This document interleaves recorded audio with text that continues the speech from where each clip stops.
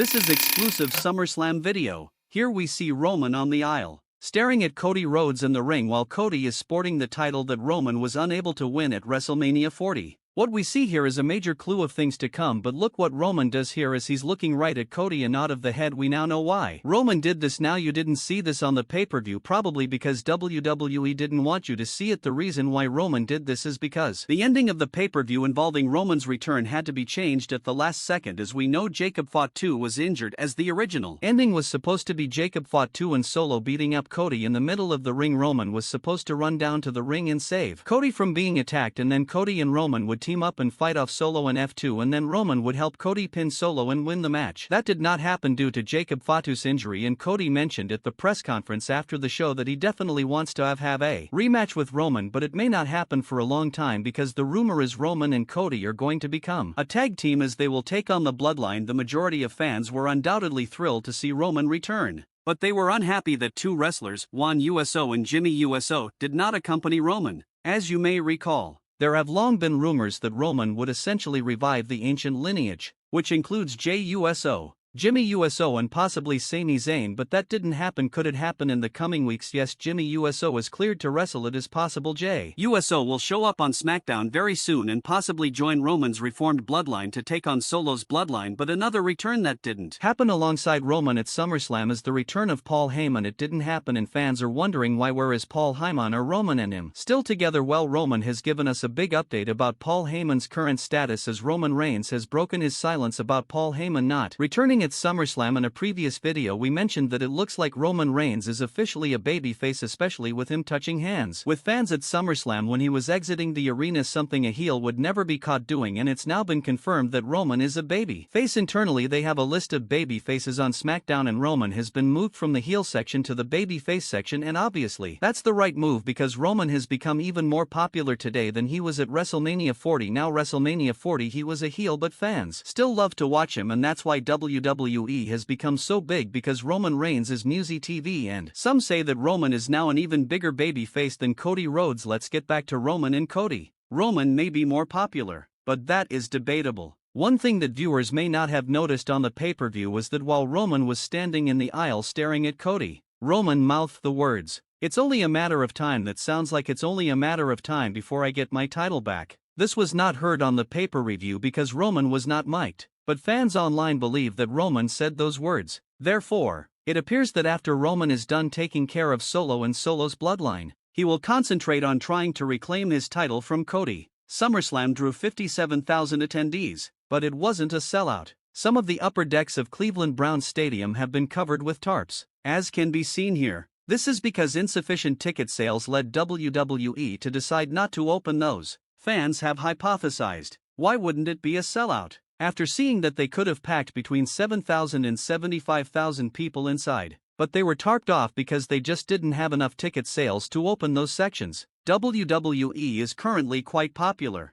with Roman Reigns back in the WWE. The obvious next question is, when is Paul Heyman returning? Is he returning to WWE, or is it over? Perhaps because WWE has raised ticket prices over the years and some fans just couldn't afford it, plus a lot of fans would have to travel. Roman was supposed to return at SummerSlam. Roman Reigns has spoken out about his wise man Paul Heyman's non-return at SummerSlam. Here is what Roman said after he returned to WWE at SummerSlam. First, he posted on social media, reposting an Ed tweet announcing Roman Reigns' return. Some people believe that Roman's silence on Twitter about Heyman's non-return speaks louder than words. He retweeted this clip of Heyman's return without explaining why Heyman didn't return with Roman. Secondly, if we head over to Roman's Instagram account, his post is another repost from WWE, but this time, it reads what just happened. Many fans believe that if Paul Heyman does not return with Roman on this upcoming SmackDown, it means that Paul Heyman is no longer Roman's manager. However, word is that Roman may reveal the whole truth about Paul Heyman on the next episode of SmackDown. Do you think Paul Heyman will return to WWE, or do you think he is gone for good? Roman used these reposts from WWE to let fans know what he was thinking, and it shows he was not thinking about Paul Heyman. Please share your thoughts with me in a remark. The American Nightmare. After joining the WWE again just over 2 years ago, Cody Rhodes has managed to win the Royal Rumble twice in a row. main event WrestleMania twice, and become the undisputed WWE Champion under Triple H's direction. Rhodes has finally shared his favorite aspect of WWE's current booking procedure. Speaking on Busted Open Radio, Rhodes discussed how, as a result of his success as a wrestler, he has learned to be appreciative of the writers who have supported him throughout his second stint in the WWE. Triple H, he feels, was among the top candidates to be chosen as WWE CCO.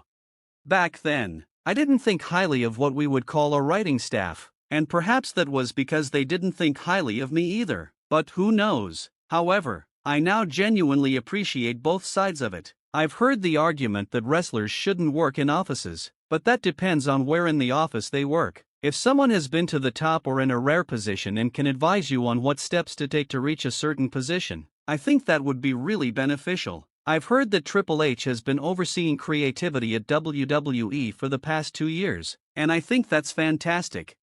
This past Saturday at SummerSlam, Rhodes successfully defended his undisputed WWE Championship against Solo Sikoa in a Bloodline rules match. However, the American Nightmare might not have prevailed without the assistance of Kevin Owens, Randy Orton, and a comeback Roman Reigns, who helped Rhodes fend off interference from the Bloodline and ultimately pin Sikoa.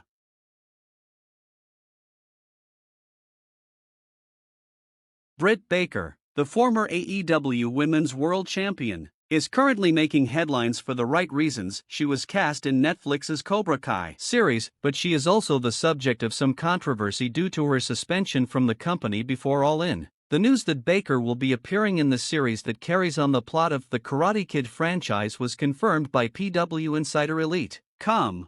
According to the site, Baker will portray a character in the last season who is a European fighter on a squad that is taking part in an international karate competition. It is said that Baker shot her scenes prior to her delayed return to AEW because of her filming. Although PWIE was unable to clarify the exact role the former champion will play in the show, she is scheduled to make an appearance in upcoming episodes. November will see the Netflix launch of the series.